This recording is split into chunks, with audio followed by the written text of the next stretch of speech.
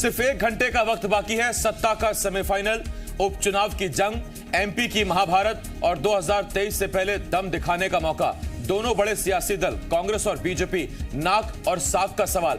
कुल 4 सीटें हैं, 1 सीट खंडवा जहां लोकसभा उपचुनाव होना है। 3 विधानसभा सीटें पृथ्वीपुर, रैगांव और जोबट। जोबट अनुसूचित जनजाति के लिए, रैगांव अनुसूचित जाति के लिए रिजर्व। और सबसे खास बात यह है कि ये चुनाव भले ही सरकार की सियासी सेहत पर कोई असर ना डालें, लेकिन इन चुनाव के नतीजे बहुत से सवालों के जवाब देंगे। जवाब ये कि उन दावों में कितना दम है जो सरकार की तरफ से किए गए। बिल्कुल, उन दावों में कितना दम है वो तो वक्त बताएगा। लेकिन इन सब के बीच वो कौन कौन सी सीटें, एक बार ये हम आपको बता देते हैं। आपकी टीवी स्क्रीन पर देखिए, खंडवा की लोकसभा सीट है। इसके अलावा 3 विधानसभा सीटें हैं, पृथ्वीपुर, जोबट और रैगांव, जिस पर आज काउंटिंग होगी। 30 अक्टूबर को हुई थी वोटिंग और ऐसे में जनता ने तो अपना फैसला सुना दिया है। वो फैसला किसके पक्ष में गया है वो तो वक्त बताएगा, क्योंकि धीरे धीरे जैसे काउंटिंग शुरू होगी रुझान आने शुरू हो जाएंगे। हर एक अपडेट, हर एक रुझान आप सिर्फ और सिर्फ जी मध्य प्रदेश छत्तीसगढ़ पर देख पाएंगे। देखिए 50-50 का मुकाबला, क्योंकि अगर हम बात करें खंडवा की और रैगांव की, बीजेपी के खाते में सीट थी, उपचुनाव हो रहा है, तो वहीं पृथ्वीपुर और जोबट कांग्रेस के खाते में थी। कहीं ना कहीं कोशिश दोनों ही दलों की, चाहे वो भाजपा हो या फिर कांग्रेस, कि इन 4 सीटों पर जीत हासिल कर ली जाए। और यही कोशिश हमने देखा आसिफ की किस तरीके से चुनावी वक्त में आरोप प्रत्यारोप और सियासी जो दिग्गज थे वो जमीन पर उतरकर अपने अपने पक्ष में माहौल बनाते हुए नजर आए। प्रिया, देखिए 2018 विधानसभा चुनाव भी जी मध्य प्रदेश छत्तीसगढ़ ने हमने यहीं से बैठकर कवर किया था। और उस वक्त जो माहौल था या उस वक्त जो दमदारी से चुनाव लड़ा था बीजेपी ने या कांग्रेस ने, ये उपचुनाव भी ठीक बीजेपी और कांग्रेस ने वैसे ही लड़े। आप अकेले रैगांव को अगर आप देखें तो आप देखेंगे प्रिया कि रैगांव में मुख्यमंत्री शिवराज सिंह चौहान 7 रैलियां करते हैं। वो दलितों के घर, आदिवासियों के घर रुकते हैं। वो शेव करने वाला सुबह सुबह खटिया पर बैठकर वो वीडियो वायरल हुआ था। तो मुख्यमंत्री ने 1 दर्जन मंत्री यानी कि 12 मंत्री, 40 विधायक इन चुनावों में फुल टाइम झोंक दिए थे कि आप इन चुनावों को लेकर आइए। और यह तब खास है जब उत्तराखंड, कर्नाटक राज्यों के मुख्यमंत्री बीजेपी ने बदले हैं। ऐसे में अटकलें, कयास ये भी लगाए जा रहे थे, सियासी गलियारों में ये भी चर्चा थी कि हो सकता है कि मध्य प्रदेश के मुख्यमंत्री भी बदले जाएं और ऐसे में मुख्यमंत्री के तौर पर अपनी दावेदारी मजबूती से शिवराज रख सकें और आलाकमान के सामने एक मजबूत एक पक्ष हो। इसलिए चुनाव बहुत अहम है। और ये देखिए, ये राउंड सुनिए। सबसे पहले पृथ्वीपुर में 22 राउंड की, रैगांव में 23 राउंड की और जोबट में 30 राउंड की काउंटिंग होनी है। तो ये रैगांव में 23 राउंड की और जोबट में 30 राउंड की। यहां और खंडवा की अगर हम बात करें तो आप जानते हैं खंडवा में 8 विधानसभा सीटें आती हैं और विधानसभा सीटों पर अलग अलग विधानसभावार राउंड है। बिल्कुल, हम आपको बता रहे, देखिए इसमें माधाता का भी नाम सामने आता है। 22 राउंड की वहां पर काउंटिंग होनी है। इसके अलावा खंडवा, जो कि विधानसभा सीट है, खंडवा लोकसभा सीट के अंतर्गत, इसमें 28 राउंड में काउंटिंग होनी है। इसके अलावा आपको बताते चले, क्योंकि देखिए अलग अलग सीटों पर कितने राउंड की काउंटिंग होगी और उसके बाद नतीजे स्पष्ट होंगे। पंधाना की बात करें तो यहाँ पर 28 राउंड में काउंटिंग होगी। इसके अलावा नेपानगर की अगर बात कर ली जाए तो यहाँ पर 27 राउंड में काउंटिंग होगी। अमूमन हमने देखा है सिर्फ कि 15 से 16 राउंड के बीच एक स्थिति स्पष्ट होती हुई नजर आती है। रुझान एक पार्टी लीड करते हुए नजर आ जाती है। बिल्कुल। और ये जो राउंड आप प्रिया देख रहे हैं, ये दरअसल चूंकि जो विधानसभा सीटें हैं इनका क्षेत्रफल ज्यादा है, परिसीमन इनका ज्यादा है, परिधि ज्यादा है, इसी वजह से राउंड बनाए गए हैं, टेबल बनाए गए हैं। और ये जो देख रहे हैं आपकी पृथ्वीपुर में 22, रैगांव में 23, जोबट में 30, तो इसका मतलब जितने ज्यादा राउंड उतना थोड़ा नतीजा आने में वक्त लगेगा।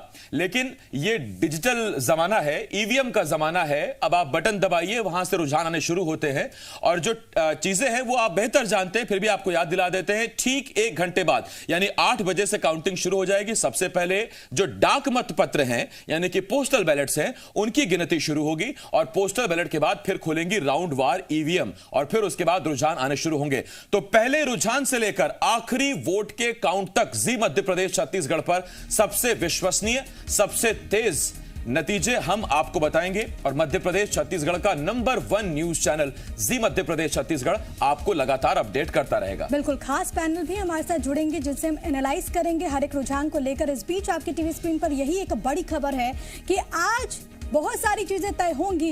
ये तय होगा कि आखिरकार जनता तक कौन से दल की बात, कौन सी पार्टी की बात पहुंची है और कैसे पहुंचे। इस बीच हम आपको ये भी बता रहे हैं कि कौन कौन से सीट पर कौन कौन से उम्मीदवार जो कि चुनावी मैदान में नजर आए और अब आखिरकार जनता किनके सर पर जीत का सेहरा बांधती है वो भी आज स्पष्ट होगा।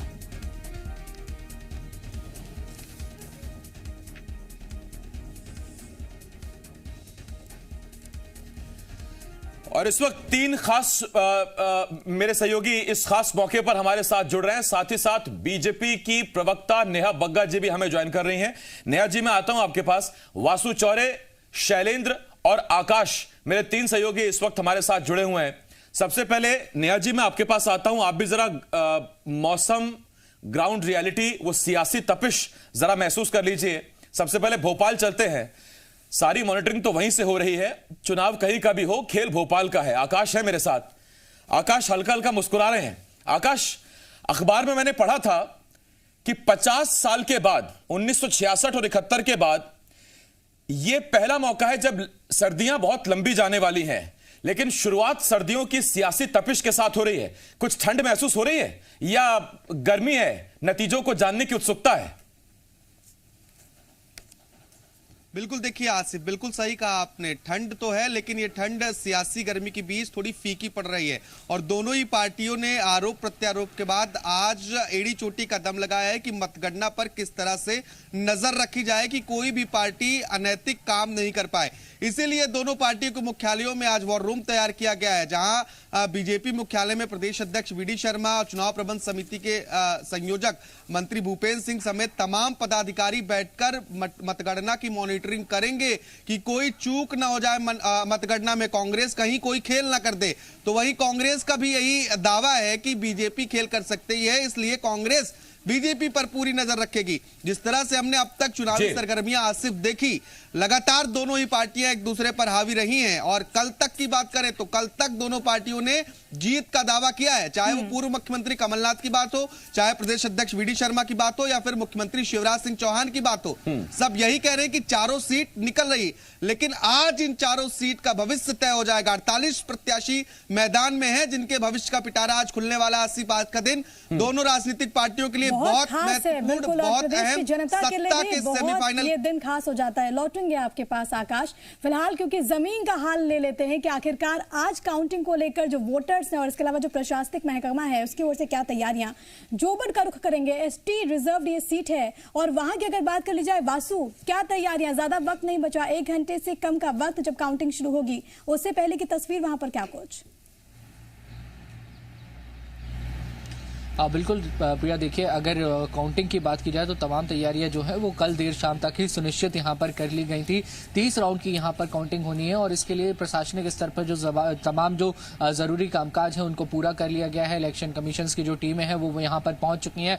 बैलेट पेपर की जो गिनती है वो अब से करीब 50 मिनट के बाद यहां पर शुरू हो जाएगी और बैलेट पेपर्स के जो रुझान है वो आना शुरू हो जाएगा। लेकिन इस सबके पहले सियासी सरगर्मी यहां पर काफी ज्यादा बढ़ी हुई है, क्योंकि आदिवासी पूर्ण रूप से आदिवासी सीट होने के चलते जोबट इस पूरे चुनाव के केंद्र में रहा था। सुलोचना रावत के पाला बदलने के चलते यहां पे जो सियासी समीकरण है वो भी तेजी से बदले थे, लेकिन कांग्रेस ने अपना एक बड़ा नेता यहां से खोया था। लेकिन कहीं ऐसा नजर नहीं आया कि कांग्रेस इससे बैकफुट पे गई हो और कांग्रेस ने पूरी ताकत के साथ इस चुनाव को लड़ा है। तो वहीं बीजेपी की अगर बात की जाए तो जिस तरीके से सुलोचना रावत के बीजेपी में आने के बाद अंदर खाने विरोध के स्वर उग्र हुए थे, उसको बीजेपी ने यहां पे बहुत अच्छे से टैकल किया। हालांकि बीजेपी के लिए और कांग्रेस के लिए कुछ नेताओं की नाराजगी शुरुआती दौर में चुनाव प्रचार के एक बड़ा चैलेंज, एक बड़ी चुनौती जरूर बनी रही। लेकिन जिस तरीके से वोटिंग का दिन नजदीक आया, दोनों ही दलों ने अपने रूठे नेताओं को मनाने का काम किया है। हालांकि ये नेता कितने माने हैं और अंदरूनी तौर पर अगर देखा बड़ा जाए सवाल है, रूठे मना तो लिए हैं लेकिन दिल कितने मिले हैं?